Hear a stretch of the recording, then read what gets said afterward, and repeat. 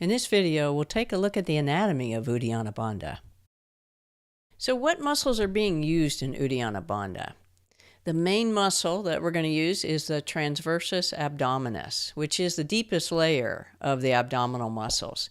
You can see this image separates the four layers of the abdominal muscles, and it's the layer that's laying deepest, that the fibers run horizontally. That's the transversus abdominis.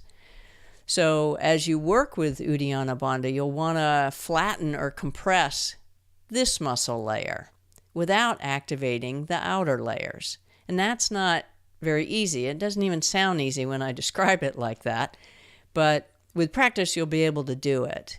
And what you'll notice is if you contract the outer layer, especially the rectus abdominis, the one that kind of makes our six-pack abs, if you contract that, you can't get Uddiyana Bandha. It just won't happen.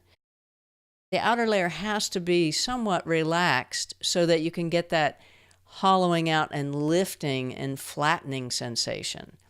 So I think of the space on the inside of my hip bones as being tight like a drum head, but it's not that center channel, the rectus abdominis. So it's very different. Another way to approach this is to think of a thread being attached an inch or two below your navel.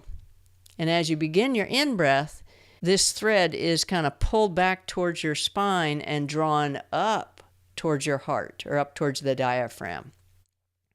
And you'll probably feel the low belly inside the hip bones flatten and contract slightly. And that's Uddiyana Bandha. Another fun way to find Uddiyana Bandha, I don't remember who shared this with me originally, but it's a great analogy, and that is to pretend like you're pulling on your tight jeans. So in order to do that, we kind of press our breath out and pull our rib cage away from our pelvis and skinny out or flatten our waist. That's Uddiyana Bandha. You may have heard another muscle group being involved in Uddiyana Bandha, and that is the iliopsoas. And some teachers do feel like this is a key muscle with Uddiyana Bandha. And personally, I feel like it's a helper to Uddiyana Bandha. It's not the key layer, but it is a helper. It's our main hip flexor. It's a main muscle that we raise our thigh with or raise our leg with. It's a muscle that lets us walk forward and run. And it is a strong muscle group. It's comprised of two muscles, and it's deep in the core, as you can see in this image.